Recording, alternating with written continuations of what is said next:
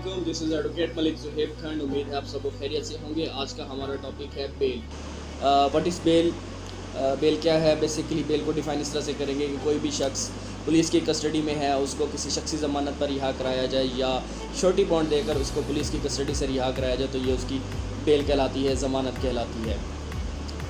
Bell को further आगे CRPC का सेक्शन 496, 497, 498, 169 और 426 इसको डील करते हैं। बेल के लिए सबसे पहले जो ज़रूरी चीज़ है वो ये है कि आपके ख़िलाफ़ FIR होनी चाहिए। FIR होगी तो पुलिस आपकी इन्वेस्टिगेशन स्टार्ट करेगी।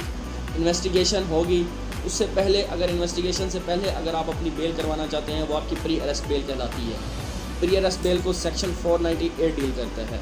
अगर लेट्स सपोज और 498 बेल जो है आपकी, वो मौजूदा सेशन कोर्ट या उसी शहर के हाई कोर्ट या सेशन कोर्ट में अप्लाई की जाएगी। अगर लेट्स सपोज आपका मामला हुआ है मुल्तान में और आप इस वक्त इस्लामाबाद में मौजूद हैं, तो आपने बेल कैसे करवानी है? आप 498 के तहत हाई कोर्ट इस्लामाबाद में जाके अपनी बेल करवाएंगे, ताकि आप अपनी बेल वहाँ से करा के आप अपने स्टेशन तक पहुँच सके। आप कोर्ट में पेश होते हैं।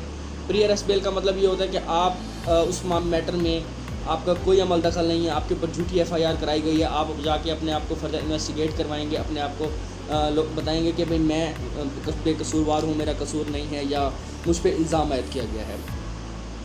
498 के बाद कि आपकी प्री अरेस्ट बेल हो जाती है, आप उसके बाद इन्वेस्टिगेशन में शामिल हो जाते हैं पुलिस की।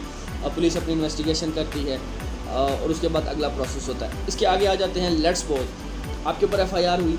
FIR होने के बाद आपको पुलिस ने अरेस्ट कर लिया। अरेस्ट होने के बाद आपकी इन्वेस्टिगेशन स्टार्ट होगी। इन्वेस्टिगेशन के दौरान पुलिस का जो स्टेशन SHO होता है या ASI है या पुलिस हेड ऑफिसर है, कोई भी है, उसको महसूस होता है कि आप इसमें गिल्टी नहीं पाए गए, आपके ख़िलाफ़ कोई सफिशेंट एविडेंस नहीं है, आपका कसूर नहीं है इस मैटर में, तो वो उसके पास वाबदीद एक पावर है पड़ी, वो 169 CRPC 169 के तहत आपको बेल दे सकता है, बेल ग्रांट कर सकता है।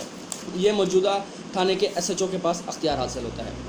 इसके अलावा आपको एक चीज़ मैं डिस्कस करता जाऊँ, एक होती है एंटीसिपेटरी बेल।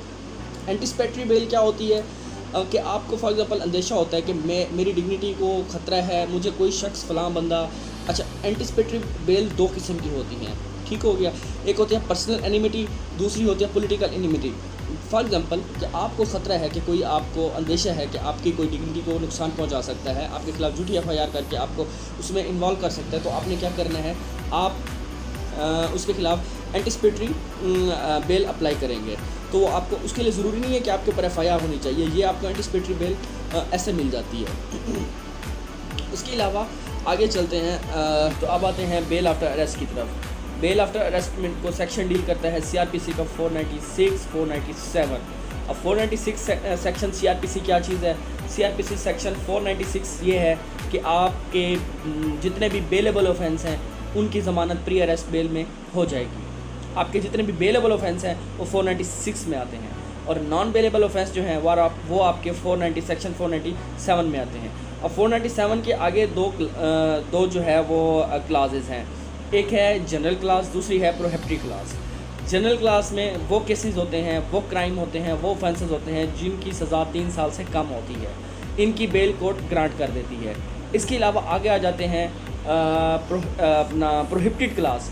प्रोहिबिटेड क्लास में क्या चीज़ होती है कि ऐसे ऑफेंस जिनकी सज़ा 10 साल से ऊपर हो, उम्र कैद हो या रिगोरियस इम्प्रिजमेंट हो, कैद व मुशक्क़त हो या डेथ पेनल्टी हो, तो उस सूरत में कोर्ट उनकी बेल नहीं करती, ये बेल उनकी खारिज हो जाएगी।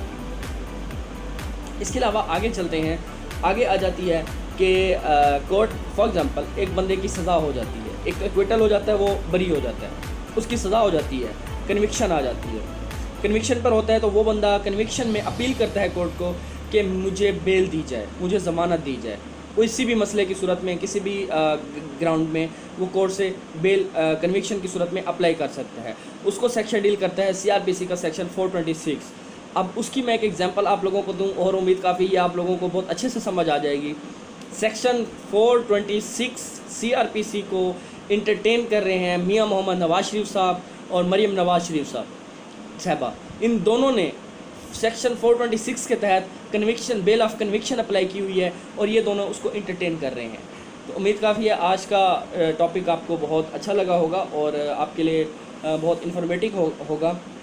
मज़ीद इसी तरह की वीडियोस और अच्छे अच्छे टॉपिक्स के साथ मैं हाज़िर होता रहूँगा। तब तक के लिए अल्लाह हाफ़िज़, मिलते हैं नई वीडियो में।